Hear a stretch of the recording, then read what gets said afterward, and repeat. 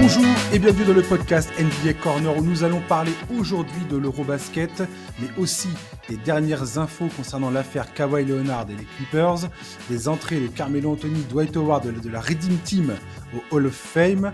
Pour m'accompagner, je salue Charles immédiatement. Bonjour Charles. Salut Josh, salut à tous. Charlie, je suis absolument passionné par cette histoire de Kawhi Leonard dont on a commencé à parler toi et moi la semaine dernière. Il y a encore eu des infos qui sont sorties cette semaine. Il y a eu Adam Silver qui a parlé là pendant le Boards of Governors, donc la réunion de tous les proprios à Manhattan, à New York. Et j'ai tellement hâte de te parler de ça, mais cette histoire est totalement folle, Charlie. Ouais, et puis en plus là on est dans le moment un peu compliqué pour Adam Silver parce qu'évidemment ses prises de parole sont guettées, attendues, mais en même temps on en est qu'au balbutiement de l'enquête, donc lui il est un peu dans une position qui est compliquée, il est pris entre tous les feux différents, c'est hyper intéressant et j'ai assez hâte qu'on en sache plus. Ouais, en tout cas on va en parler tout à l'heure. Je t'ai demandé aussi, toi et moi on a retenu les deux scandales NBA parce que c'est pas la première fois qu'il y a un scandale en NBA. Donc je t'ai demandé de retenir deux scandales. Moi j'ai fait mes deux scandales. On va voir si on se recoupe ou pas. On n'en a pas du tout parlé toi et moi. Donc on va voir si on se recoupe sur nos affaires.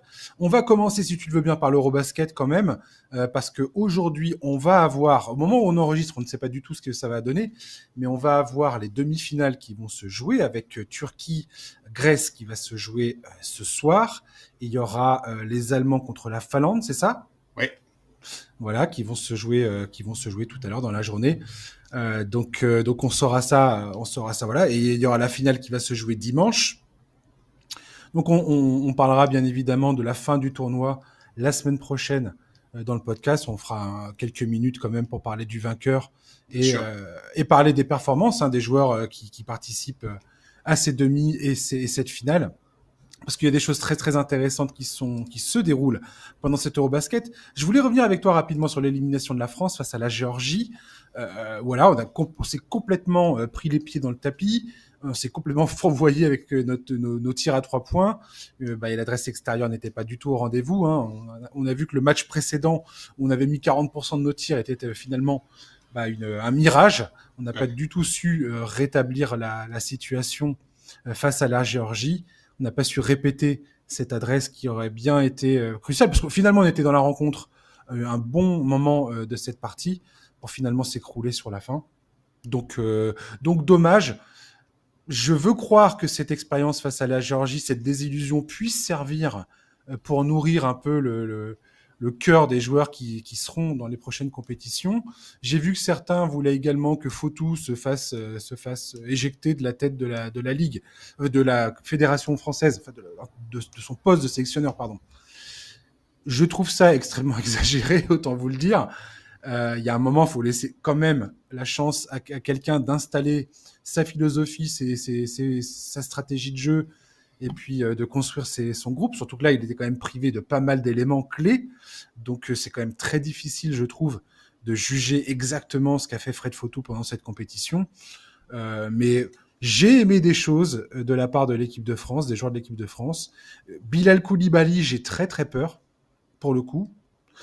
J'ai trouvé que sa perte de confiance sur le terrain, balle en main dans ses tirs, je suis pas rassuré. J'ai peur de revoir un peu une Frank Ntilikina, un truc comme ça. C'est exactement ça que je pensais. Mais qui perd totalement ses moyens. Et en NBA, on sait très bien, si le capital confiance est pas au max, très très vite, tu peux t'écrouler.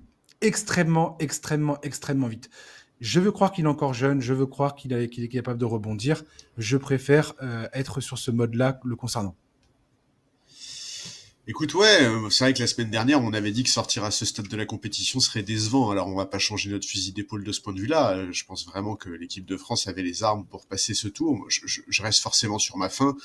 Évidemment, en ce qui concerne Koulibaly, tu l'as dit, mais pas seulement lui, Rizaché aussi, Malédon, Fotou aussi. Honnêtement, le manque d'adresse extérieure des Bleus. Alors, certes, il y a eu un match où c'était mieux, mais on a quand même vu assez tôt dans la compétition que ça pouvait être un problème. J'aurais bien aimé voir plus de variations. Alors évidemment, avoir de la variation, c'est plus facile quand on est au complet, quand on a des profils différents, dans le secteur intérieur notamment, mais c'est vrai que je trouve qu'on aurait pu varier plus le jeu. Pour autant, moi je suis tout à fait d'accord avec toi, il faut pas tomber dans l'excès. On en est qu'au tout début de l'ère Fotou. Il y avait des absents qui seront amenés à jouer un rôle important dans les années qui viennent. Faut aussi dire que l'équipe était très jeune. Il me semble que c'était une des équipes les plus jeunes, sinon la plus jeune de cet Euro. Donc oui, déçu, mais pas nécessairement inquiet pour la suite, parce qu'il y a du talent dans cette génération.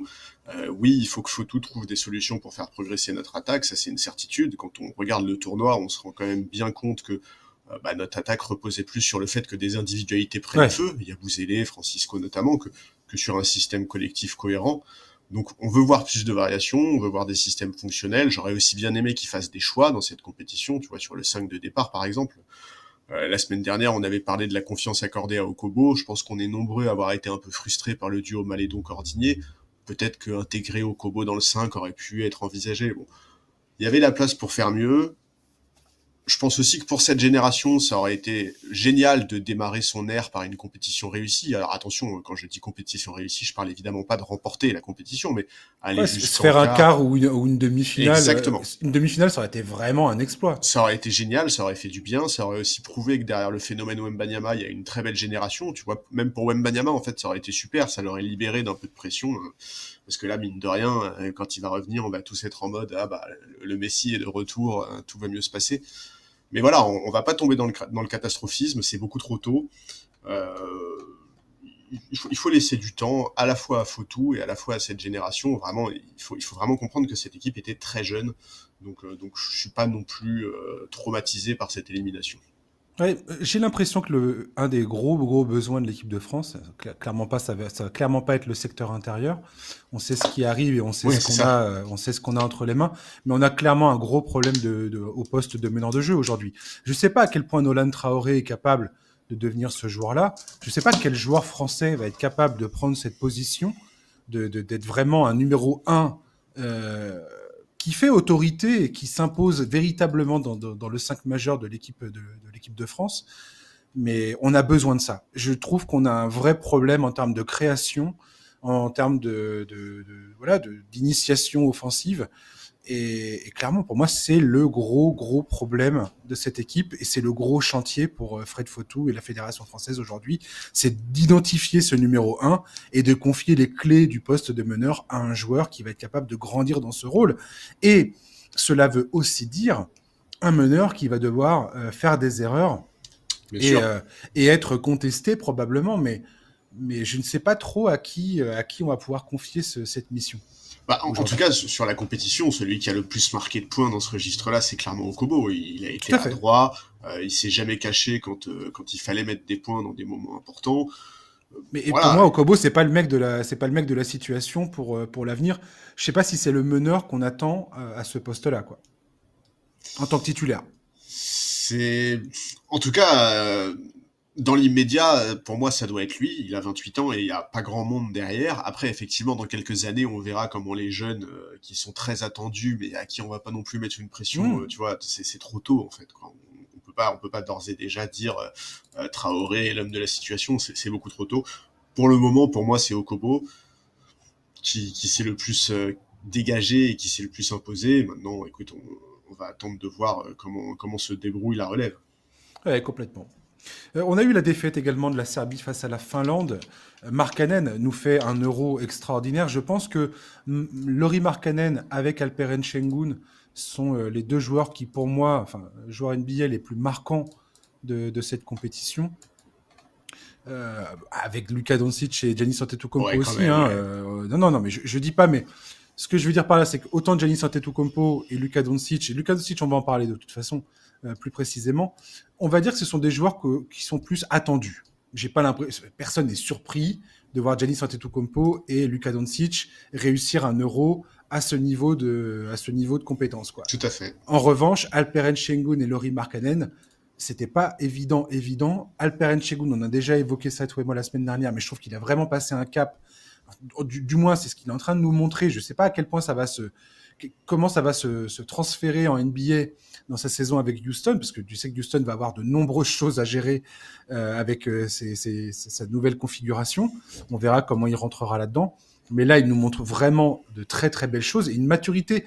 Je trouve que d'un point de vue statistique à Alperen Şengün, il a toujours été capable de faire des stats, Mais là, je trouve qu'avec la Turquie, il arrive non seulement à faire des stats, mais des stats qui impactent le résultat Ouais. de son équipe. Et ça, pour moi, c'est un vrai passage. Il a vraiment passé un niveau à ce niveau-là sur la manière dont il impacte le résultat, qu'il ait des stats ou pas des stats. Ouais, c'est La ça, façon, et des deux côtés du parquet. exactement. La façon dont il se positionne, la façon dont il comprend le jeu, et il sait comment être efficace avec ou sans le ballon, avec ou sans marquer des points. Et je trouve ça assez admirable de le voir jouer. Et Lauri Markkanen, je pense que j'ai rarement vu un joueur en me disant, putain, c'est un joueur FIBA jusqu'au bout des ongles, quoi. On a l'impression qu'il a été bâti pour le basket FIBA, Lauri Markkanen, clairement. Ouais, moi je suis assez content en plus de voir ça parce que en fait, il y a beaucoup de gens qui suivent la NBA mais qui connaissent pas bien Lauri Markkanen parce que honnêtement, pour voir Lauri Markkanen jouer, il faut regarder le Jazz, ce qui n'est quand même pas le premier réflexe de beaucoup de gens. Tout à Donc ouais, fait. c'est très ça fait vraiment plaisir de le voir à ce niveau-là. Il est vraiment en mission, il est parfait effectivement pour le basket FIBA. Il est hyper impressionnant. Enfin voilà, il y a eu des comparaisons avec plein de gens et notamment évidemment avec Dirk Nowitzki et Ouais. franchement ouais c'est compréhensible en fait il y a quelque chose dans l'ADN de leur jeu en commun et ça fait vraiment plaisir de voir ça et du coup j'ai vu plein de gens notamment sur les réseaux sociaux dire pitié enfin que le Jazz libère Markkanen qu'enfin on puisse voir ce mec là dans une équipe cohérente et ambitieuse. Moi, je suis pas trop là-dedans. Je pense que ce qui fait en FIBA et ce qui se passe en NBA, c'est deux choses qui sont très très Je différentes. suis tout à fait d'accord avec toi. C'est ce que j'allais dire. Et voilà, il a le temps en plus encore. Lauri Markkanen, il est pas tout jeune. Hein, il doit avoir 27, 28 ans. Mais bon, ouais, je pense qu'il faut pas non plus, tu vois, se baser sur ce qu'on voit à 7 euros et dire, voilà, Lauri Markkanen doit être dans une équipe type OKC, type Boston, tout ça. C'est deux choses qui sont différentes. Il faut savourer ce qu'il fait en contexte FIBA parce que c'est remarquable. Et puis écoute, on verra comment ça se passe en NBA par la suite. Ouais, et puis cette équipe de Finlande est vraiment épatante, hein. Que ce soit Saline, euh, également, comment il s'appelle, Miro Little, extraordinaire. Et puis là, une des révélations de ce tournoi, c'est Mika Murinen, avec Ouais. ses dunks explosifs. Le gars, c'est un gamin. C'est un gamin. Et, euh, et là, il est courtisé par tous les plus grandes universités américaines. C'est une vraie révélation de ce tournoi. Il nous a bien régalé. Il y a un bon groupe du côté de la Finlande. On voit qu'il y a cette équipe qui fait corps. Et je me demande vraiment ce que ça va donner face aux Allemands. Ouais, ils font un parcours qui est remarquable. Après, attention, hein, ils font un parcours remarquable. S'ils sortent les Allemands, là, c'est un niveau au-dessus quand même. Tu vois, Ah oui, oui, là, ouais. on est quand même. Pour le coup, ce serait extraordinaire qu'ils arrivent à aller jusqu'en finale. Ouais. Et la Serbie, alors la Serbie qui se fait sortir, Jokic a pas démérité. J'ai vu comme tout le monde qu'il a été sacrément visé en défense parce que voilà, c'était la stratégie la plus adaptée, c'est faire sortir Jokic sur le périmètre et lui planter des 3 points en pleine tête. Et effectivement, Jokic n'a pas du tout assez de rapidité dans les déplacements latéraux et il n'allait pas du tout comment dire, se compromettre en sortant sur le shooter à 3 points. Sinon, c'était pénétration, décalage et tir ouvert quoi qu'il arrive. J'ai bien vu ça. J'ai été surpris de la part de Pesic, le coach, qu'il ne tente pas une défense de zone ou une zone adaptée de façon à ne pas mettre Jokic en difficulté ou au pire. Et à un moment, je me suis dit, mais pourquoi il ne le fait pas carrément sortir, Jokic? Je sais que ça paraît totalement fou de faire ça, mais il y a un moment, c'était absolument contre-productif que d'avoir Jokic en défense. En tout cas, la Finlande a clairement visé Nikola Jokic en défense et c'était assez douloureux à voir. Ouais, mais en même temps, Il fait un match de fou, hein. Il fait un match de zinzin, ouais, il le fait gars. un match de fou. Et puis, si tu veux, en fait, je pense que c'était tellement, tu vois, en fait, c'était un peu l'idée que si tout devait passer par lui, en fait, il était tellement isolé par certains moments. Tu sais, c'était un peu la sensation qu'on avait pu avoir avec Denver ces dernières années, en fait, de se dire, Ouais. en fait, si Jokic met pas 40 points, 15 rebonds, 10 passes, c'est mort, quoi. Et il les a pas mis, c'est mort, hein, tant pis. Mais Non, mais ouais, non, ouais. c'était un peu frustrant. Ouais, je suis d'accord avec toi. C'est tout à fait ça, Jokic. C'est typiquement le genre de joueur où quand le collectif autour de lui ne prend pas individuellement, c'est pas, enfin voilà, c'est pas dans sa nature d'aller faire la différence. Non. Et on voit bien quand on lui en demande trop, au bout d'un moment, ça finit par lâcher. Et n'importe quel joueur d'ailleurs. Ils sont extrêmement rares les joueurs qui arrivent à faire autrement et encore. Enfin, bref. Mais ouais, la Serbie, l'absence de Bogdan Bogdanovic, qui est vraiment dont l'apport offensif était primordial, a été effectivement douloureux. Les Allemands, eux, se sont fait peur face à la Slovénie. Et ce qui m'emmène à dire deux choses. Une chose, c'est que cette équipe allemande joue avec le feu, mais a montré quand même qu'elle avait de la marche parce qu'ils étaient sacrément maladroits et que ça ne les a pas empêchés de gagner contre la Slovénie malgré un match sacrément solide des Slovènes, au moins pendant 3/4 temps, on va dire.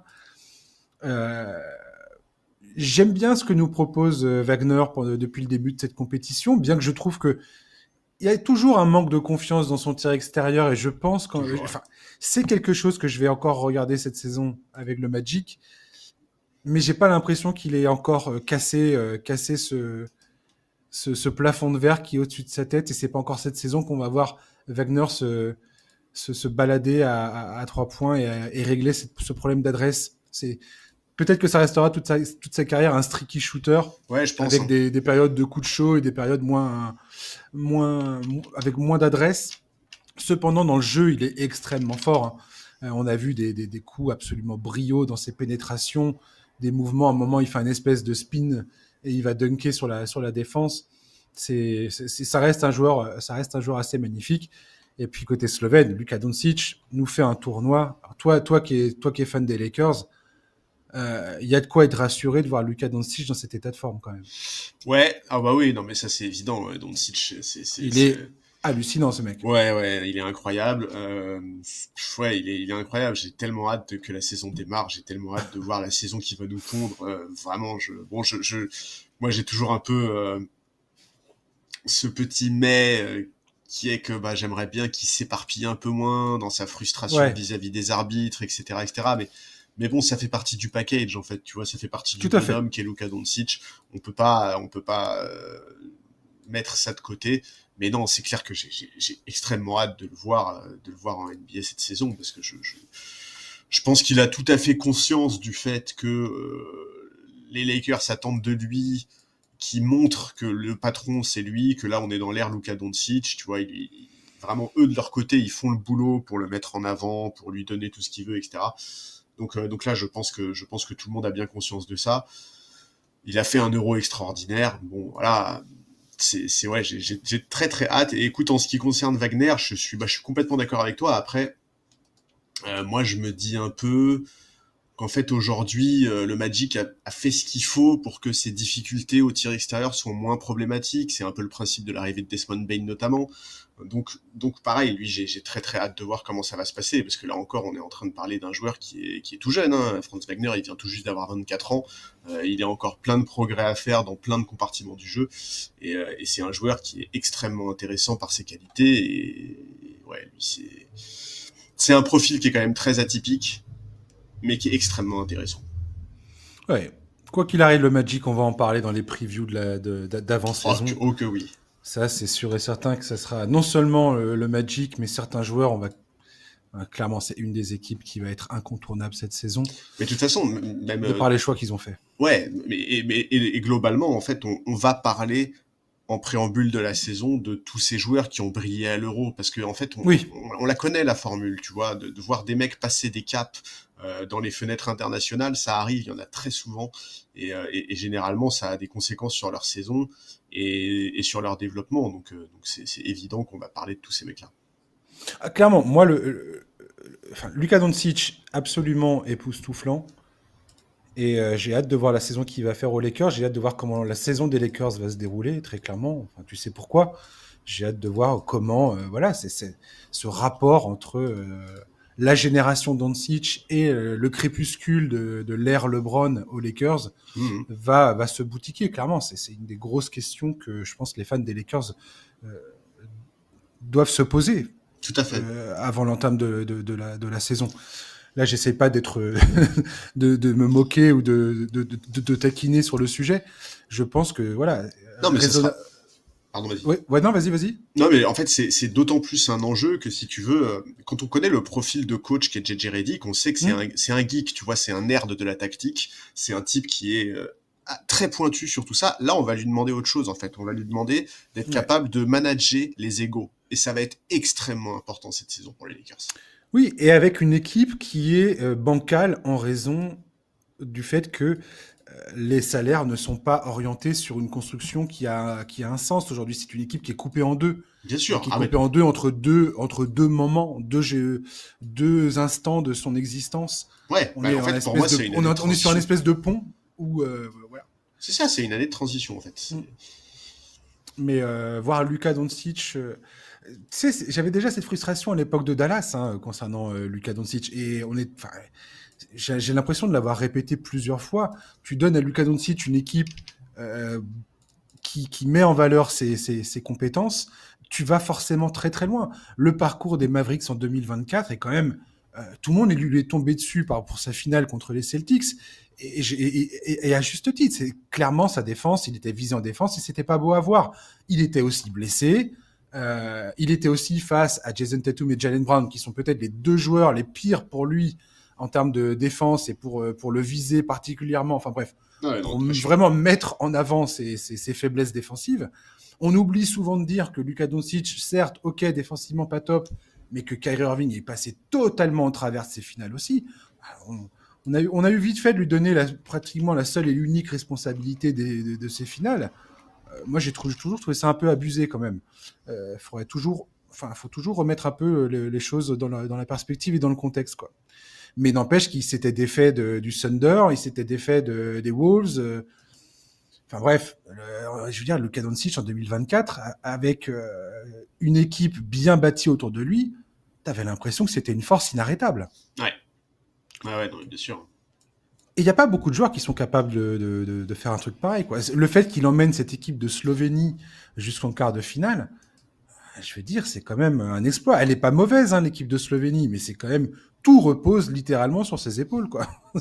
Et sa capacité à créer du jeu, à provoquer des fautes, à faire des passes. Il a une vision du jeu. Lui et Jokic, c'est probablement des joueurs qui rendent facile des actions de basket, de jeu, qui ne le sont absolument pas. Et tu les regardes faire sur un terrain, tu dis, ah, mais bien évidemment, la passe, c'est ce qu'il fallait faire. Mais c'est pas du tout évident. Il y a plein de joueurs qui ne le font pas, qui ne font pas les actions qu'ils font. Oui, et puis sur un terrain de basket. Ils perdent en quart parce qu'ils sont contre l'Allemagne. S'il y a un autre tirage et qu'ils se retrouvent face à la Lituanie ou la Pologne, aucune idée de quel est le résultat final, tu vois. Donc je suis absolument d'accord avec toi. Donc écoute, on verra bien ce qui va se passer dans les demi-finales, on verra bien ce qui se passera en finale dimanche. Voilà, profitez de la fin de cet Euro parce que franchement, on s'est régalé dans cet Euro. En tout cas, moi, je me suis régalé. J'adore le basket FIBA. Et t'as un chouchou là dans les équipes qui restent? Il y a une équipe que t'as envie de voir gagner là dans les 4 derniers? Moi, j'ai parié. Ça fait depuis la fin des phases de poule. J'ai annoncé une finale Allemagne-Turquie. Ok. Voilà. Et je pense que la Turquie va gagner. Ah ouais? Ouais. Ah, ce serait cool. Je trouve cette équipe de Turquie extrêmement bien équilibrée, sûre de sa force. Ils n'ont pas vraiment déjoué pour l'instant. Après, l'Allemagne, ils sont redoutables, mais l'Allemagne, ils nous ont aussi montré face à la Slovénie qu'ils sont capables de cafouiller un petit peu leur jeu. Les Allemands restent une armada hallucinante. Oui. Mais en termes d'élan et d'énergie, je trouve que la Turquie est... Voilà. Je sais pas pourquoi, j'ai l'impression que cette équipe va l'emporter. Mais... D'accord. Bah écoute, moi je suis assez d'accord, j'aimerais bien que ce soit une des équipes du haut de tableau, enfin tu vois, de la partie haute du tableau, donc Grèce ou Turquie qui gagne. Je trouve que ce serait très chouette. La Turquie, j'adore, et puis j'aimerais beaucoup voir Yanis emmener la Grèce au titre. Je trouve que ce serait une histoire très sympa. Ouais, ce serait pas mal aussi, ça serait une bonne. Mais là, voilà, grosso modo, moi je suis juste dans une phase où je profite tranquillement de cette compétition, du jeu FIBA, de l'efficacité de ces matchs, de comment c'est arbitré, tout ça. Je trouve que c'est extrêmement efficace le jeu FIBA et j'aime beaucoup. D'accord, je suis bien d'accord avec toi. On va parler de Kawhi et des Clippers. On a un gros morceau. Charlie, si tu veux bien, je vais boire un petit peu d'eau. Allez. Et je vais faire Je vais recontextualiser un petit peu tout ce qu'on sait, tout ce qu'on a appris cette semaine, parce que les déclarations d'Adam Silver, et à la fin, je te demanderai de réagir pour que je puisse me reposer. Mais c'est un peu long, alors attention, ça va partir. 2 secondes. Tu es prêt, Charlie? Allez. Allez, c'est parti. On a le ciel qui continue de s'assombrir au-dessus de la tête des Clippers, du moins dans l'œil de ceux qui suivent l'affaire révélée par le journaliste d'investigation Pablo Torre il y a un peu plus d'une semaine à propos de ce qui pourrait être une vaste stratégie mise en place par les Clippers pour contourner les règles de la convention collective concernant la masse salariale pour s'assurer les services de Kawhi Leonard. On a déjà évoqué la situation la semaine dernière sur les sommes investies par Steve Ballmer, le propriétaire des Clippers, à hauteur de 50 millions de dollars dans la société Aspiration, actuellement en liquidation judiciaire et au cœur d'une enquête d'envergure impliquant le département de la justice américaine pour fraude, avec le patron de la société qui a plaidé coupable, des sommes qui correspondent à celles touchées et ou promises à Kawhi Leonard sans qu'aucune action de sa part ne soit nécessaire. Contrairement à d'autres célébrités, il y a d'autres célébrités qui étaient signées chez Aspiration, comme Robert Downey Jr., qui a eu un contrat avec cette société et qui a produit une vidéo promotionnelle en conséquence de ce contrat. C'était un contrat qui était bien moins riche que celui de Kawhi Leonard. Kawhi Leonard était de loin la personnalité la mieux payée de tous. On a parlé des clauses qui prévoyaient cette possibilité pour lui de ne rien accepter de faire si cela allait à l'encontre de ses croyances, ou encore celles qui précisaient que les versements s'arrêteraient s'il quittait les Clippers. Cette semaine, Pablo Torre a sorti une nouvelle info précisant que le camp de Kawhi Leonard s'était plaint en juillet 2022 de ne pas avoir reçu un paiement de 1,75 million de dollars prévu pour le mois de juin.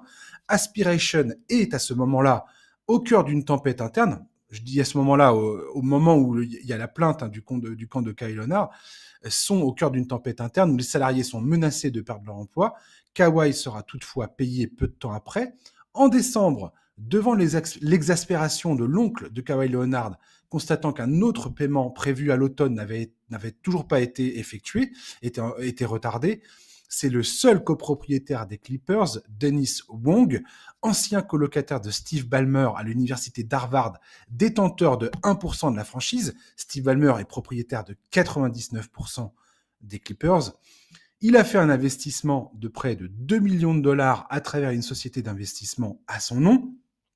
À un moment où Aspiration n'a plus de liquidité et commence à licencier ses salariés sans pouvoir leur assurer qu'ils seront payés intégralement, selon des témoignages de certains salariés au pôle finance, cet investissement n'avait rien de rationnel alors que leur entreprise était en train de couler littéralement. Moins de 10 jours plus tard, Kawhi Leonard touchait un chèque de 1,75 million de dollars, le reste ressemblant à une commission perçue par un intermédiaire.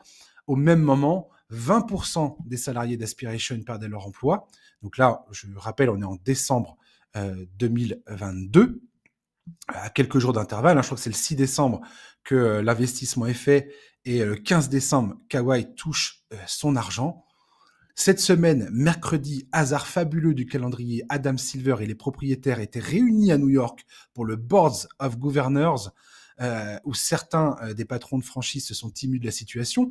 Il semblerait toutefois que pour le moment, Steve Ballmer, qui est actuellement à la tête du comité en charge de mener les audits sur la transparence des comptes financiers, il y a zéro blague, c'est tout à fait, ça a été annoncé par The Athletic. C'est très drôle quand même. Gardent toute leur confiance. Interrogé lors de la conférence de presse qui a suivi le Board of Governors, Adam Silver a expliqué qu'il était impératif de ne pas céder à la tentation de tirer les conclusions hâtives, que la NBA prenait cette affaire très au sérieux, qu'une enquête avait été confiée au même cabinet d'avocats ayant enquêté sur Donald Sterling et ses injures raciales, ainsi que sur l'affaire Robert Sarver aux Suns, accusé de racisme et de misogynie. Selon lui, c'est à la NBA d'apporter la preuve qu'il y a eu violation des règles établies par la convention collective. Il a également affirmé n'avoir jamais entendu parler d'Aspiration dans cette affaire. Or, quand Mark Cuban est passé dans le podcast de Pablo Torre. On en a parlé, je l'ai évoqué la semaine dernière, je l'ai écouté depuis, pour prendre la défense de Steve Ballmer et expliquer qu'il avait bel et bien été victime d'une escroquerie, que cela pouvait arriver, que c'est pas parce que c'est un homme multimilliardaire qu'il était exempt de se faire avoir lui aussi. Il expliquait dans ce podcast qu'il était impossible que la NBA ne se penche pas sur une société qui, comme c'est le cas pour Aspiration avec les Clippers, signe un contrat de sponsoring avec une franchise, surtout quand il s'agit d'un montant de 300 millions de dollars.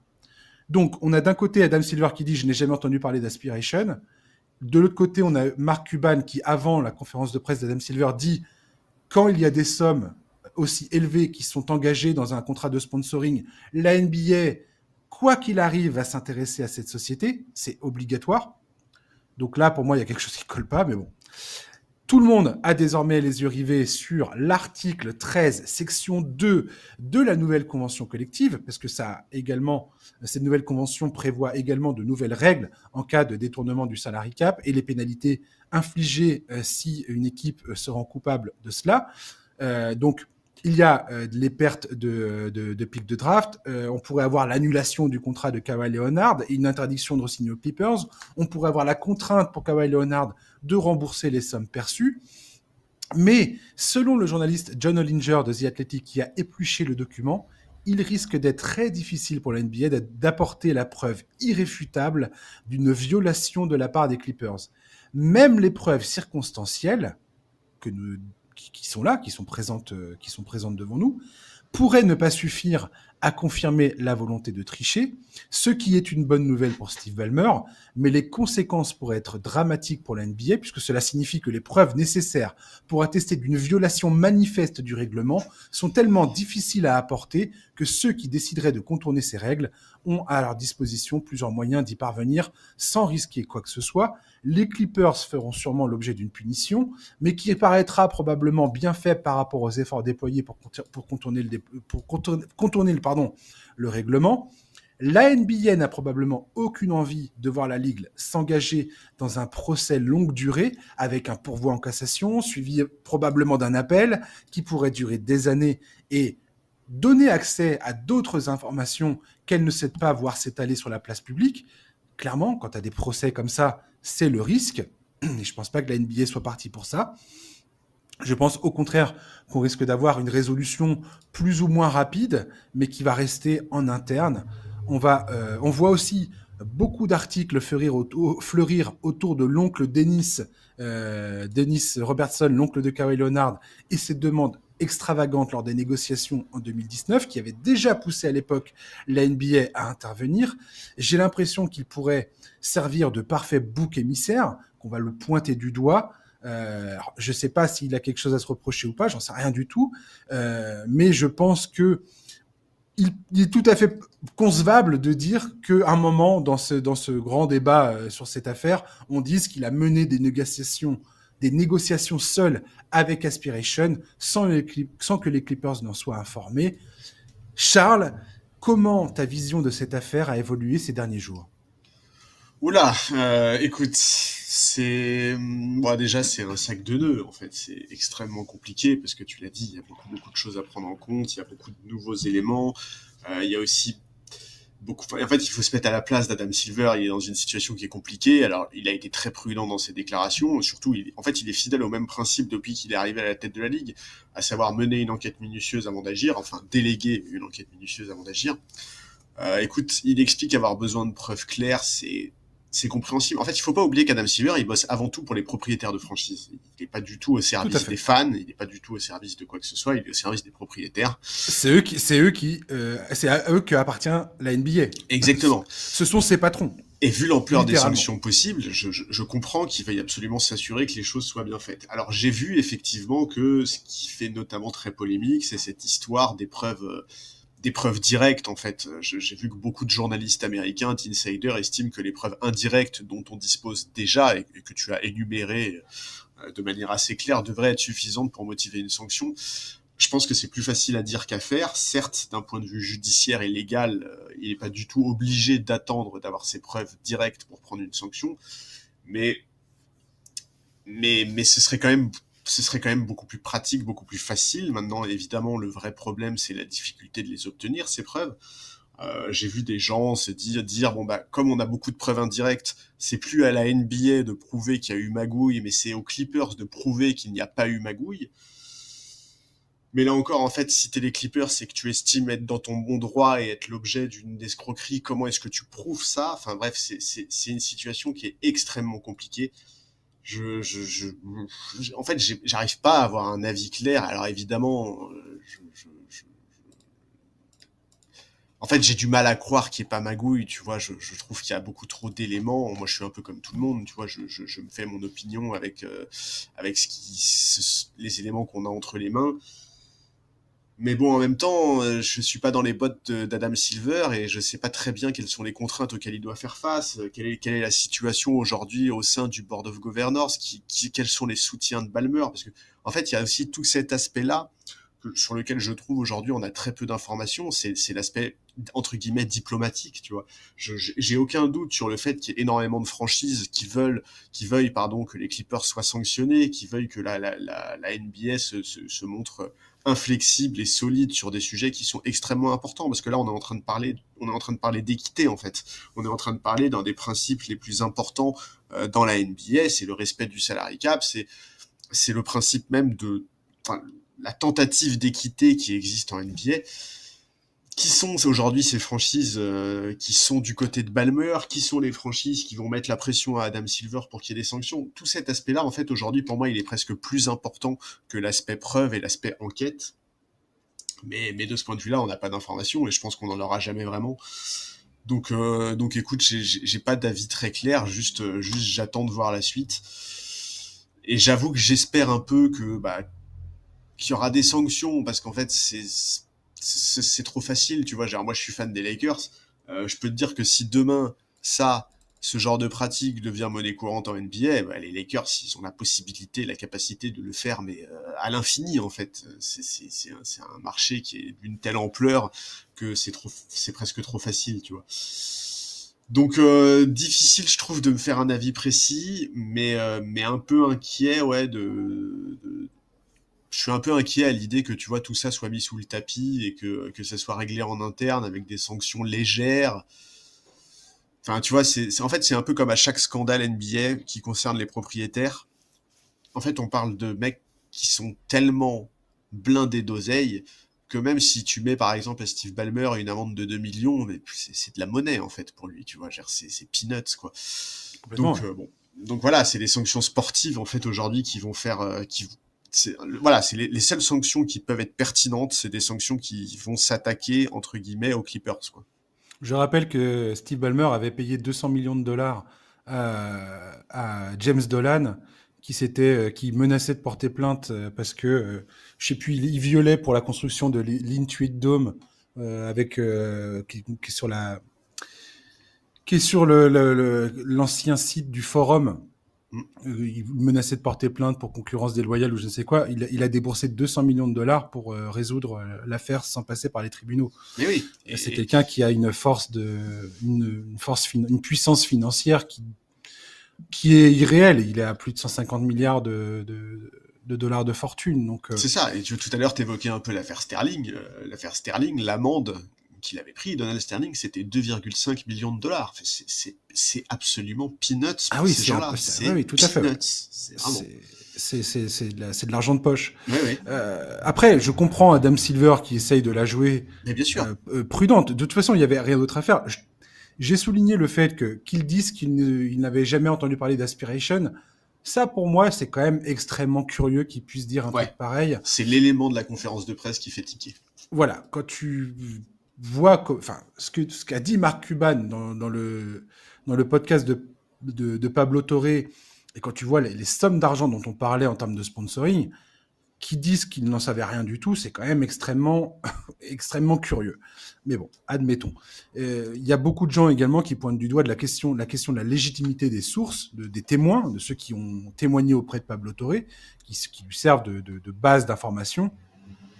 Et plusieurs pointent du doigt le fait qu'on parle quand même de gens qui sont aujourd'hui sur le banc des accusés pour fraude, escroquerie, en réunion et ainsi de suite.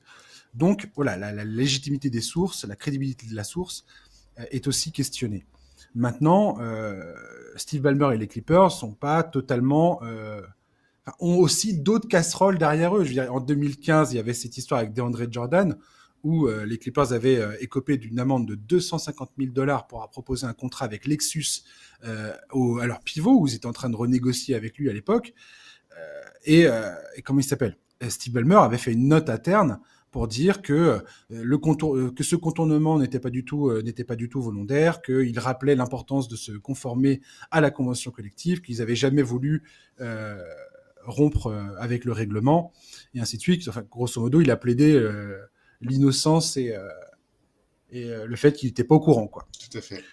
Bon, ça c'est pareil. Moi, ça me chiffonne un petit peu quand même, quoi. Que quelqu'un comme ça dise on n'était pas au courant. Excuse-moi, mais moi je trouve ça étrange. Maintenant qu'il l'ait fait ou pas, moi je suis ni juge ni quoi que ce soit. Je suis pas là pour dire que oui, c'est sûr et certain qu'ils ont fait le truc ou pas. Là, ce qui est pour moi important, ça va être de voir comment la NBA va gérer cette image-là. Parce que, enfin, son image, comment elle va ressortir de cette affaire. Parce que très clairement, si, comme tu le dis, ou comme certains le prédisent, c'est une petite amende, un pic de draft de confisqué et puis une tape sur les doigts, cette affaire ne partira pas comme ça. Non, c'est catastrophique. Si La déferlante médiatique est colossale. En plus, ça se déroule à un moment où on est dans un espèce de creux aux États-Unis en termes de news NBA et ainsi de suite. Donc, tout le monde s'est jeté à corps perdu. Il n'y a pas un podcast NBA aux US qui ne parle pas de cette affaire. Il n'y a pas une émission sportive aux US qui ne parle pas de cette affaire. Oui. Et donc, tu es obligé aujourd'hui, si tu es la NBA, et même si tu es les propriétaires des franchises, tu es obligé de concevoir un plan médiatique pour sortir de cette affaire sans que ce soit scandaleux et que ça paraisse aussi acceptable que possible, sans mettre en péril l'équilibre et la structure de ton affaire, qui rapporte un blé monstrueux. Aujourd'hui, la NBA est assise sur un tas d'argent. Enfin, ils n'ont jamais été aussi riches qu'aujourd'hui. Donc, forcément, ils n'ont pas du tout envie de tuer la poule aux œufs d'or, quoi. Oui, et au-delà de l'aspect médiatique et économique, si tu veux, en fait, si ça se finit effectivement par une petite tape sur les doigts et une petite amende, en fait, qu'est-ce que ça implique aujourd'hui pour le Board of Governance, en fait? Qu'est-ce que ça implique pour tous les propriétaires de franchises qui veulent une sanction parce qu'ils veulent un peu le respect de ce principe d'équité? Enfin, en fait, si aujourd'hui t'as des propriétaires de franchises qui sont persuadés qu'Adam Silver est soumis au gros marché et que en fait les sanctions qui leur seraient réservées à eux s'ils fautaient ne seraient jamais réservées à des franchises plus importantes et des plus gros marchés, quelles conséquences ça peut avoir en fait demain, tu vois, pour l'ensemble de la ligue, quoi.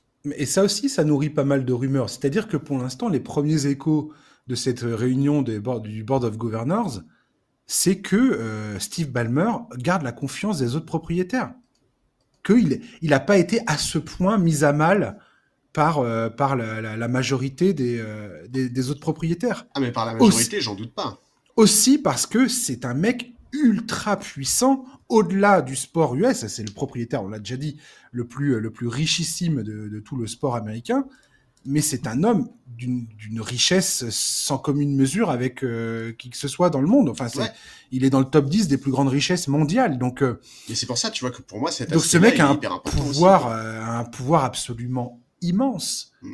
Donc, et il y a la rumeur qui naît de ça, c'est de dire qu'est-ce qui nous garantit en tant que fans que les autres propriétaires n'utilisent pas des stratégies avec des sponsors, avec tiens, tu vas signer un contrat avec une société amie parce que comme ça te fera un revenu supplémentaire. Tous ces trucs satellites qui se déroulent loin des regards des fans, loin des regards du public habituellement, tout d'un coup, on a jeté un coup de projecteur colossal sur toutes ces affaires-là. Et je pense que c'est ce que la NBA veut absolument à tout prix éviter. C'est qu'on commence... Parce que si tu fais un procès d'envergure et que tu commences à t'intéresser à tous les contrats, à toutes les signatures satellites qui existe entre les joueurs, les sponsors, les entreprises amies des propriétaires et ainsi de suite. Mais je pense que tu mets le doigt dans un truc qui va être Ah ouais, c'est un qui peut être dramatique. Je sais pas, je n'ai aucune preuve de ce qu'il en est, mais admettons qu'il existe quelque chose qui crée la suspicion, qui ajoute à cette affaire, qui vient remettre une pièce dans la machine. Mais la NBA ne s'en sortira jamais en termes d'image. Donc là, pour eux, je pense qu'aujourd'hui, c'est à 100% une gestion de crise, et une crise qui est majeure en termes d'image, en termes de confiance vis-à-vis des fans. Voilà, c'est un risque de voir tout d'un coup une entreprise florissante prendre un sérieux coup derrière la tête, quoi. Ouais, non, c'est clair que dans l'histoire d'Adam Silver à la tête de la ligue, là, ça peut être une très très grosse ornière franchement, aujourd'hui, je suis bien incapable de te dire comment ça va se développer, hein. Ah non, moi non plus. Ouais. Mais je trouve ça absolument fascinant. Ah ouais. Parce que clairement, ça s'inscrit dans les plus grands scandales de l'NBA. Et on va passer immédiatement à la rubrique suivante, qui est justement nos deux scandales qui nous ont le plus marqué. Si tu veux bien, je commence et on voit si ça recoupe. Et puis après, je te laisserai dire le truc. Alors moi, le scandale dont je vais absolument parler, et ça me fait penser à ça, et la façon dont il a été géré, pareil, était un peu grotesque. C'est l'affaire Tim Donaghy, cet arbitre qui avait été accusé et condamné pour avoir participé à de nombreux matchs où il aurait parié sur ces matchs. Enfin, il a été condamné pour ça. En 2008, il a été condamné pour avoir parié sur ces matchs et avoir transmis des informations à des tiers. Et il y a eu toute cette suspicion qu'il avait truqué des rencontres et ainsi de suite. Voilà mon scandale à moi. Non, bah, je suis complètement d'accord. Je l'ai aussi. Et en plus, ce qui était terrible avec cette affaire, c'est dans le bouquin qu'il a sorti, les éléments qu'il donnait sur tel arbitre adore Allen Iverson, alors il va lui donner plein de lancers francs. Tel arbitre aime les matchs serrés. Tel arbitre est très pote avec tel coach, etc., etc. Et ça, c'était terrible parce que le niveau de suspicion que ça induisait sur tous les matchs, sur le niveau d'intégrité de tous les arbitres, et c'est terrible parce que en fait l'arbitrage c'est pas scientifique, en fait il y a un côté interprétation et c'est horrible parce que là il posait il mettait le doute et la suspicion sur le fait que le côté humain des arbitres était influencé et qu'on pouvait s'en servir pour faire du fric. Enfin, c'était un scandale assez terrible. Oui, et pour servir les intérêts de la NBA. Enfin, ce truc-là, cette affaire-là, avait permis à tous les fans qui disent ah les matchs sont truqués, ah on a favorisé telle équipe contre telle autre, parce que Donaghy en plus c'était un arbitre, un des arbitres principaux de la NBA. Il était appelé à arbitrer des rencontres clés pendant parce qu'il a été coach de 1994 à 2007, donc c'est énorme la période pendant laquelle il a opéré. Et forcément, après, les gens sont repartis sur les vidéos, ont vu, ah, t'as vu, il a arbitré tel match, et ainsi de suite. Forcément, il s'est passé des choses. Comme tu l'as très bien dit, il a écrit un livre, et la suspicion avait été mise sur plein d'autres arbitres qui, je crois que Scott Foster avait été nommé dans l'affaire. Ah, mais il les nomme quasiment tous. Ah mais oui, et tu voyais bien qu'il y avait tout un système qui était quand même assez opaque. Et David Stern, pour régler cette affaire, il a embauché l'avocat Lorenz Pedowitz pour enquêter sur cette affaire. Il lui a donné 3 membres du département d'arbitrage de la NBA pour travailler avec lui. Donc autant dire qu'en termes d'enquête indépendante, on est au niveau 0 du truc, quoi. Ouais. Et ils ont été là à dire ah non mais c'est un cas isolé, il a fait ça tout seul, circuler, il n'y a rien à voir. Mais il y avait aussi. C'était quand même compliqué de croire cette version-là, mais c'est ce qu'on a retenu. Je sais plus quel journaliste avait aussi vérifié en fait les affirmations qu'il faisait dans son bouquin. Voilà, c'est ça. Il avait par exemple, il expliquait dans son bouquin que Dick Bavetta adorait les matchs serrés, Ouais. et donc en fait que sur les matchs arbitrés par Dick Bavetta, il fallait miser sur un écart faible.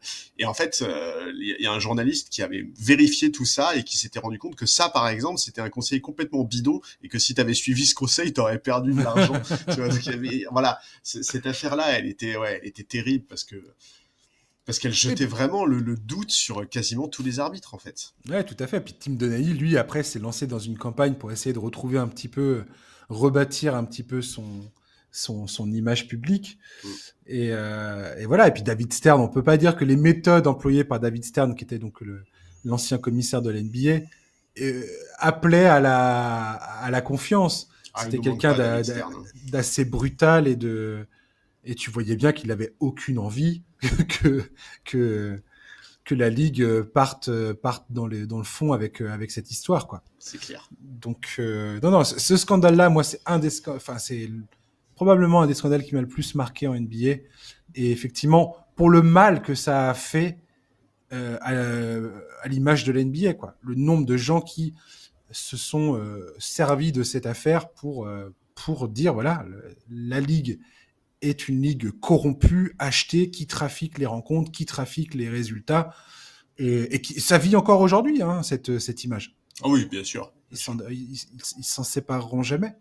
Ton deuxième scandale, alors, Charlie, puisqu'on était d'accord sur le premier. Voyons voir si on est raccord sur le deuxième, tiens. Bah, moi, le deuxième scandale, c'est l'affaire Donald Sterling qu'on a évoqué tout à l'heure. Donc, ça, je l'ai pas noté, mais effectivement, gros scandale. Ouais, pour remettre dans le contexte, c'était il y a plus de 10 ans, c'était en 2014, et publié un enregistrement de 10 minutes dans lequel Donald Sterling, à l'époque président des Clippers, tient des propos particulièrement racistes, dirigés notamment contre Magic Johnson. Alors évidemment, l'enregistrement déclenche un tollé, il y a énormément de personnalités qui s'expriment sur le sujet.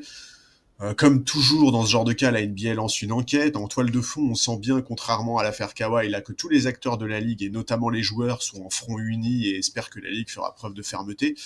Surtout que Sterling, qui est quand même à l'époque président des Clippers depuis le début des années 80, c'est une personnalité qui est connue, qui en est pas à son premier dérapage. Donc, ouais.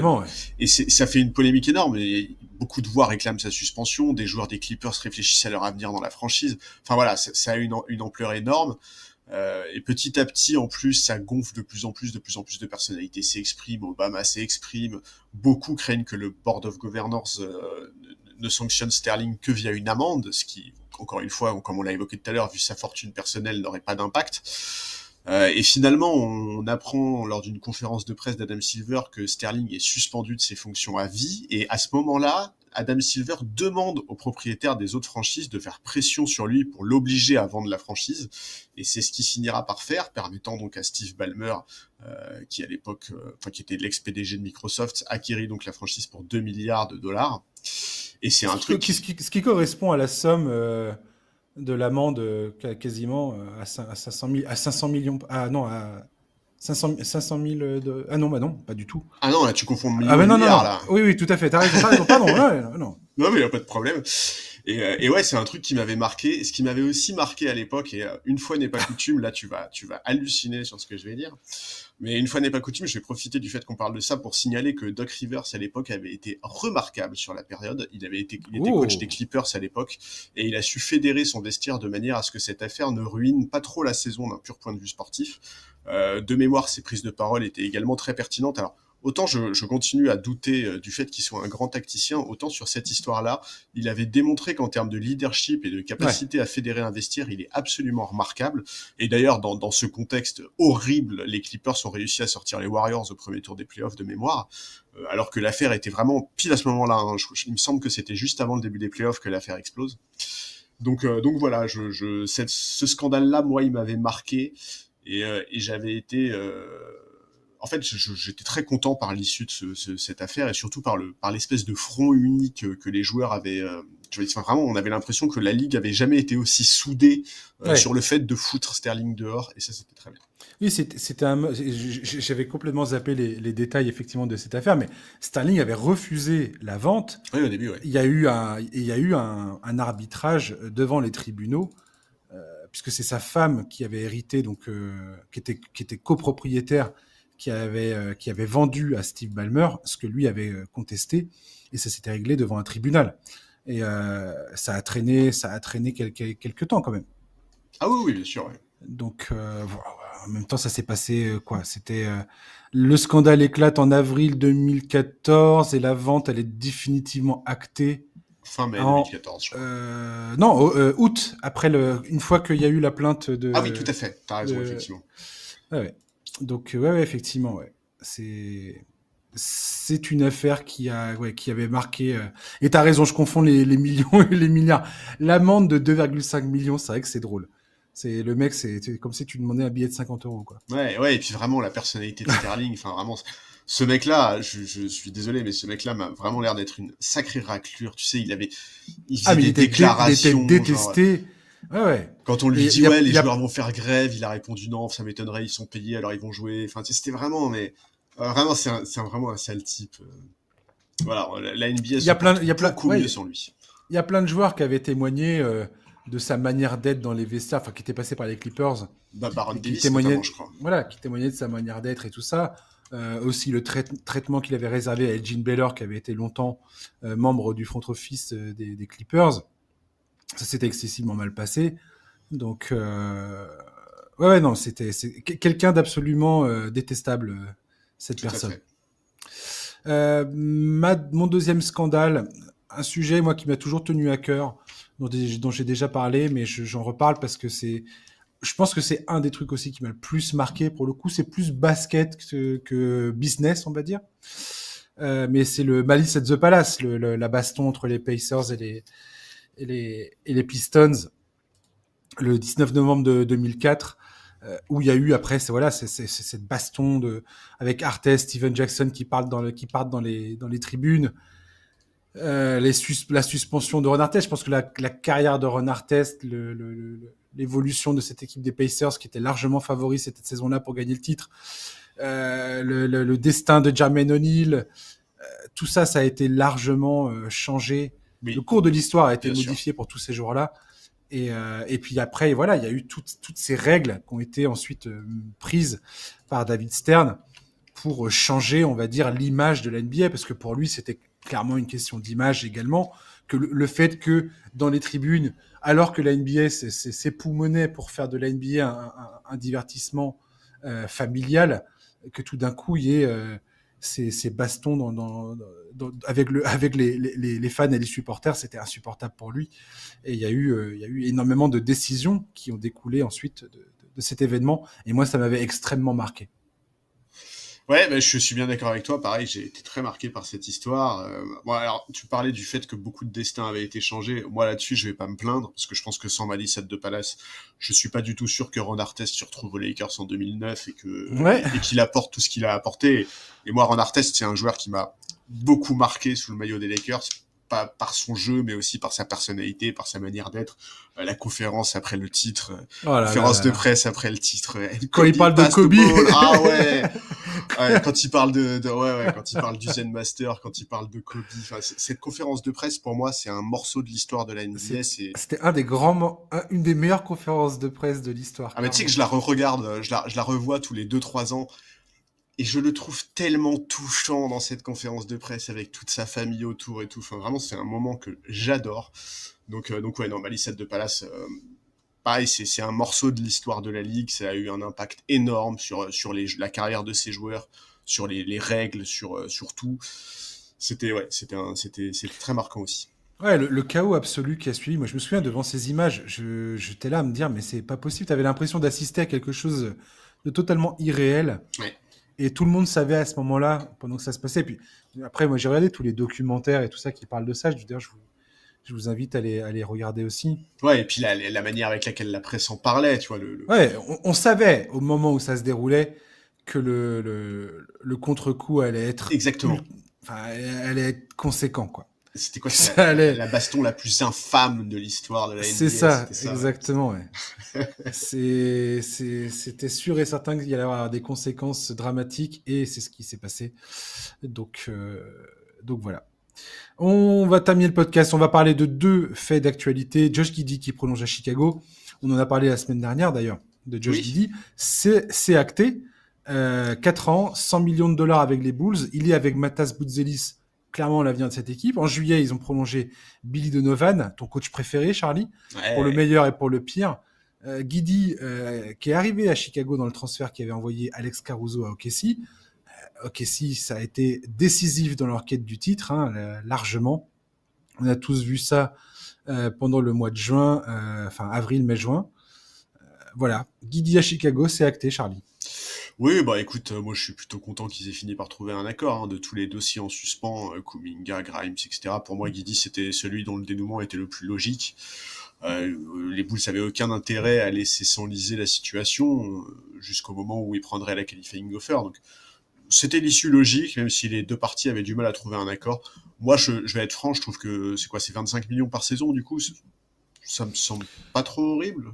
Ouais, c'est ça, ouais. Ouais, enfin voilà, j'ai vu des gens dire que c'était trop, etc., qu'il n'était pas la deuxième option d'une équipe qui vise le titre. Alors les gars, déjà, les Bulls sont très loin de viser le titre. On y Oui, réfléchira on quand ils sait, on seront. sait pas ce que font les Bulls Voilà, déjà, c'est donc ça. arrêtez. Non, et puis attention, le Giddey post-All-Star Break, c'est 21 points, 11 rebonds, 9 passes, 45% à 3 points. Enfin, attention, Absolument. tu vois, on n'est pas en train de parler de n'importe qui.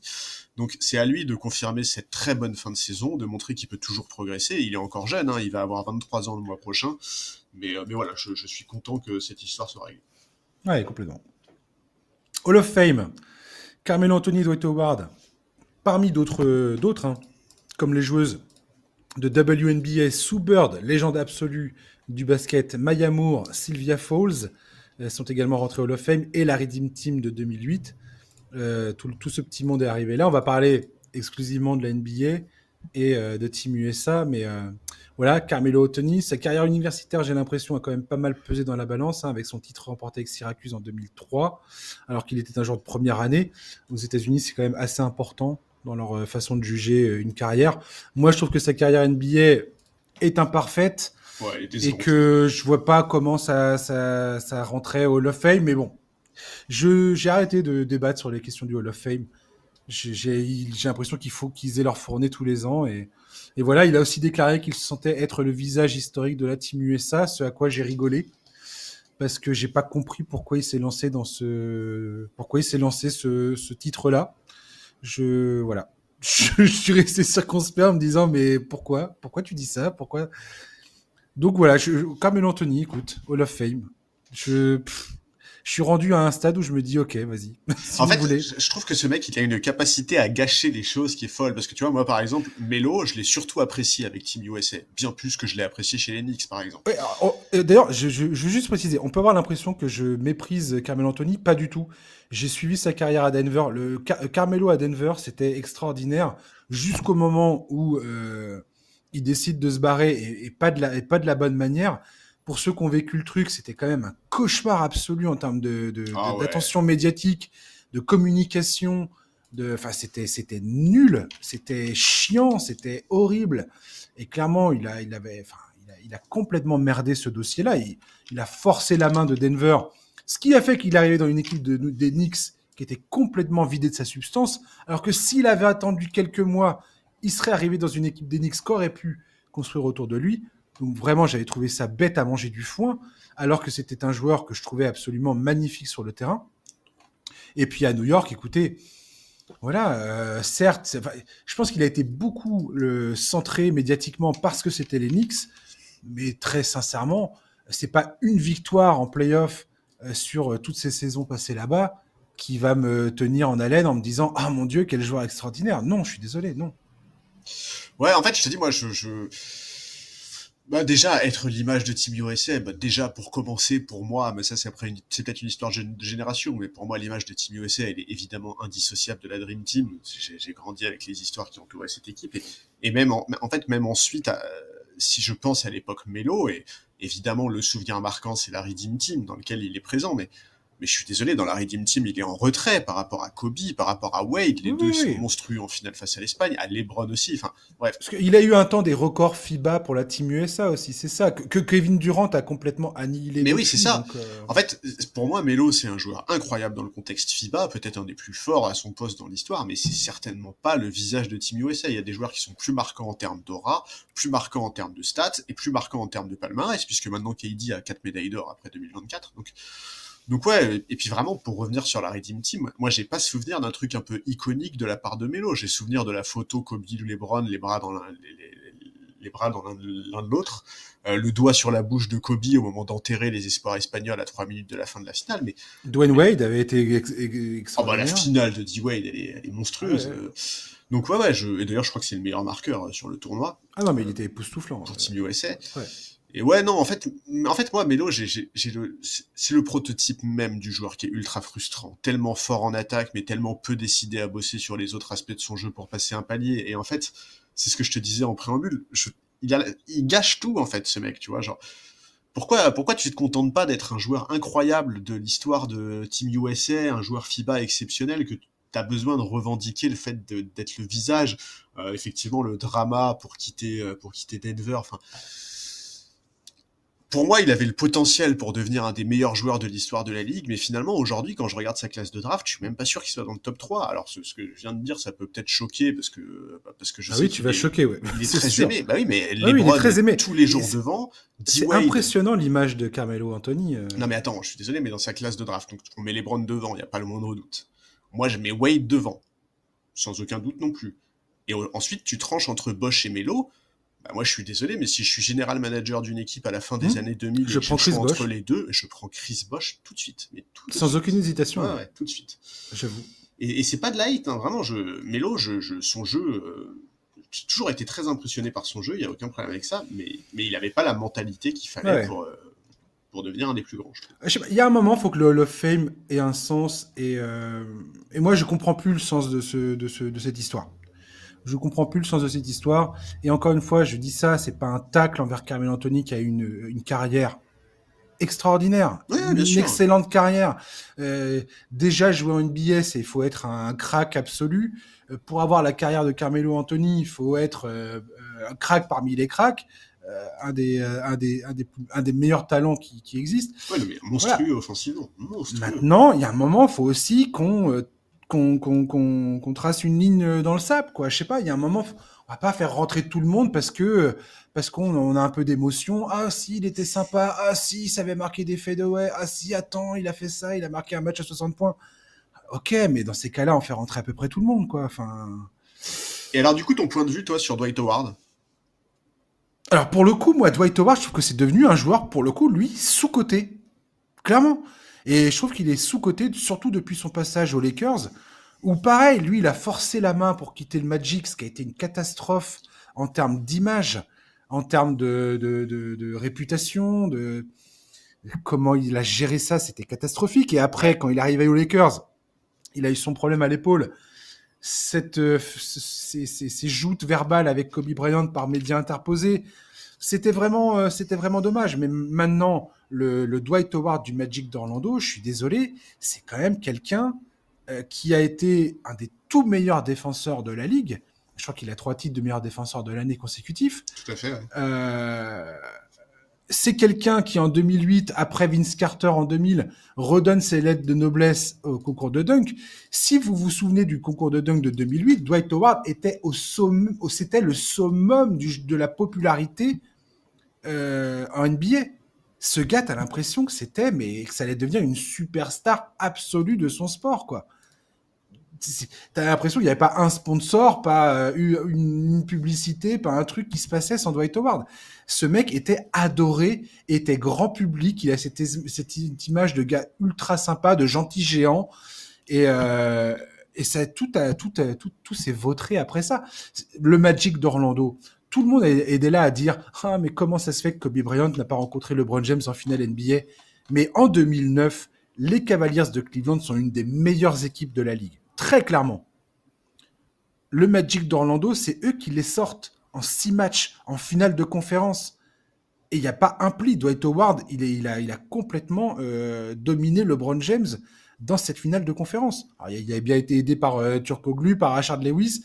Le Magic était c'est une équipe qui était fascinante parce qu'elle était bien, elle était très avant-gardiste dans le basket qui était proposé sur le terrain. Mais je rappelle qu'ils avaient Reefer Alston, Jameer Nelson était blessé. C'était Reefer Alston qui avait été propulsé dans le 5 majeur. Il y avait Courtney Lee qui était un joueur, je crois qu'il y avait 2 ou 3 ans dans les pattes où il était rookie. Enfin bref. Donc, allez pas me dire que l'effectif du Magic était autrement plus fort que celui de LeBron James à l'époque. C'est absolument pas vrai. Les Cavaliers à l'époque étaient une des grosses écuries de la ligue. Et ils se sont fait sortir par cette équipe d'Orlando. Et je trouve que Dwight Howard, aujourd'hui, on ne lui donne pas les mérites qu'il a dans sa carrière. Je suis désolé. Ouais, je suis d'accord, hein. Moi, ça me choque pas du tout qu'il soit Hall of Fame. En fait, je vois pas trop quel pivot de son époque aura été plus dominant que lui. Je veux dire, fin des années 2000, début des années 2010, Howard, c'est vraiment un monstre. Ses années à Orlando sont beaucoup trop sous-estimées. Complètement. Et moi, en tant que fan des Lakers, je l'ai détesté. Vraiment, je l'ai détesté quand il est venu en 2012 parce que l'impression de plus retrouver le joueur qu'il était, l'impression que les problèmes avec Kobe c'était insoluble et tout, et vraiment ça m'a saoulé. Il avait un côté insupportable. Il avait un côté insupportable. Son départ au Magic a révélé cette facette de sa personnalité. Tout à fait. Le gars était clairement insupportable. Par contre, le joueur qu'il était quand il est revenu en 2019, c'était plus du tout le même joueur, évidemment, mais même dans la mentalité, dans la personnalité. C'est vraiment, à ce moment-là, je l'ai vraiment redécouvert et j'étais hyper content qu'il décroche le titre avec les Lakers en 2020 parce que vraiment, il faisait ce qu'il fallait sur le parquet en termes de mentalité et tout. Ouais. Et en plus, il a été important dans ce titre, mine de rien. Carrément. Donc ouais, très, très content pour lui et pour moi, ouais, tout à fait mérité cette place au Hall of Fame. Ah oui, ça pour le coup, Dwight Howard, j'ai rien à redire. Il a emmené son équipe en finale NBA. Il a gagné le titre avec les Lakers en 2020, comme tu l'as dit. Et il a eu un rôle. Alors, voilà, sorti de banc, mais il a eu un rôle. Il a su se réinventer à la fin de sa carrière. Enfin, je sais pas, moi, je trouve qu'il a une bonne carrière. Et c'est un joueur que je n'apprécie pas. Je pense que je préfère Carmelo Anthony à Dwight Howard. D'un point de vue, je sais pas, quoi que non. Peut-être pas. Non, peut-être pas. J'étais en train de me dire, ah bon? Non, effectivement. Non, je raconte n'importe quoi. Non, je pense que je préfère Dwight Howard. Le Dwight Howard d'Orlando était vraiment épatant. Ouais, et puis vraiment, voilà. C'était vraiment une force incroyable sur le terrain. Enfin, en fait, tu vois, quand tu vois la carrière de Dwight Howard, le nombre de milestones qu'il a coché, enfin, il est champion, il est Defensive Player of the Year 3 fois d'affilée, All NBA First Team un nombre de fois énorme, All Defensive First Team pareil, je sais pas combien de fois, il a gagné le Slam Dunk Contest, il a gagné les JO avec les États-Unis. Enfin, vraiment, il a tout coché dans sa carrière, ce mec. Ouais, je suis tout à fait d'accord. C'est cool. Et pour finir, la Redeem Team, pincement au cœur forcément de voir cette équipe réunie sans Kobe Bryant. Ouais. Sa présence avait largement modifié l'état d'esprit d'une formation américaine à la peine, hein, malgré le talent de l'effectif. Alors, on dit tout. Moi, je suis toujours partisan de dire, voilà, Dwayne Wade, LeBron James, Carmelo Anthony étaient beaucoup trop jeunes et surtout très mal utilisés par Larry Brown pendant les JO de 2004. Ça, jamais je leur en tiendrai rigueur. Je tiendrai ça contre eux. Ils étaient même pas sur le terrain. Larry Brown voulait pas les faire jouer. Ok, très bien. Mais la défaite de cette équipe en 2006, alors qu'il y a Max Krzyzewski qui avait repris le coaching, ils perdent en demi-finale face à la Grèce. Ça avait été un séisme à l'époque et une marque noire pour tous ceux qui étaient présents. Si vous regardez l'équipe, le Team USA de 2006, il y a que des bons joueurs dans cette équipe et ils ont jamais réussi à freiner Spanoulis, Papaloukas, Diamantidis et Baby Shaq, Sophoclis Shortsanitis, 2m5, 165 kg, c'était un phénomène physique ce joueur. Mais cette équipe du Team USA, ils avaient un effectif c'était un bon effectif pour l'époque. Alors il y a des joueurs qui aujourd'hui nous semblent un peu inconnus au bataillon. Il y avait Kirk Henrich notamment, des joueurs comme ça. Mais il y avait LeBron, Wade, Carmelo, Dwight Howard, Chris Paul, qui commençait vraiment à compter dans la ligue. Il y avait ISO Joe. Voilà, donc Donc cette équipe-là, moi je trouvais manquer de cœur et c'est ce qu'a apporté et de combativité et c'est ce qu'a apporté Kobe Bryant quand il est arrivé dans cette équipe et qui a permis de remettre la Team USA dans le droit chemin. Et voilà, une bonne chose de rendre hommage à cette équipe et de rendre hommage à Kobe Bryant par la même occasion. Ouais, bah ouais, très content. Moi, 2008, c'est un souvenir qui est un peu marquant parce que à l'époque, ça fait que 2 ou 3 ans que je suis à fond sur la NBA, donc forcément, c'est peut-être les premiers JO où je regarde le tournoi de basket d'un œil particulièrement attentif. En plus de mémoire, l'équipe de France n'est pas dans le tournoi final, donc forcément, je regarde particulièrement Team USA. Et ouais, tout le narratif autour de cette équipe en mission pour prendre sa revanche après 2004, et puis même les noms qu'il y a dans cette équipe. Alors Kobe, évidemment, c'est le symbole parce que c'est lui qui change la mentalité, mais LeBron, Wade, Chris Paul, Melo, Bosh, enfin voilà, moi j'ai vraiment gardé un très bon souvenir de cette épopée-là, sans aucun doute, et donc ça fait plaisir de les voir, même si effectivement, comme tu l'as dit, petit pincement au cœur de voir que Kobe n'est plus là, évidemment, mais super équipe, ouais. Ouais, il y avait des anecdotes qui étaient sympas, c'était cool, franchement. Non, et puis vraiment, quand t'es fan des Lakers, la finale contre l'Espagne, là, le bonheur. C'est une des meilleures finales olympiques à laquelle on n'ait jamais assisté. Ouais, et puis c'est tellement Kobe, tu vois. Ouais. C'est tellement Kobe ce qui se passe. C'est vraiment, Mm. tu peux, en fait, si tu vois, si je rencontrais un gamin là à qui je dois faire découvrir le personnage qui est Kobe Bryant, je lui montre ce match, je pense. Pour ceux qui ne l'ont pas fait, regardez la série documentaire sur Netflix sur la Redeem Team. Franchement, moi, je savais pas trop si j'avais envie de regarder ça. Je l'ai regardé et j'ai pas regretté une seconde. Très bien fait, très bien produit. Permet vraiment de se replonger dans le truc. Il y a des très bons intervenants et ouais, très cool. Ouais. Donc voilà. Merci Charlie. Bah écoute, avec plaisir. Hein. Bah ouais. On se retrouve la semaine prochaine. Yes. Tu seras de nouveau présent pour parler de la finale de l'Euro. Et puis on va commencer à parler un petit peu de nos sujets NBA pour la rentrée. Je rappelle encore une fois pour les auditeurs qui n'étaient pas au courant ou qui découvrent le podcast ou encore faut-il être arrivé à la fin de ce podcast qui est long. Vous pouvez nous envoyer un mail pour le mailbag. On va faire le mailbag au moment de la reprise. Hein. Comme ça, on fera toutes vos questions à ce moment-là. On vous donnera, je vais essayer de vous donner une date beaucoup plus précise à un moment. Mais voilà, vous pouvez commencer à nous envoyer vos questions. En tout cas, n'oubliez pas nbacornerpod@gmail.com, nbacornerpod@gmail.com pour nous envoyer vos questions. Merci de votre fidélité à ceux qui nous écoutent depuis longtemps ou depuis aujourd'hui. Voilà, bienvenue dans la famille NBA Corner. Je vous souhaite de passer une bonne fin de journée, un très bon week-end et je vous dis à la semaine prochaine. À ciao, bye bye.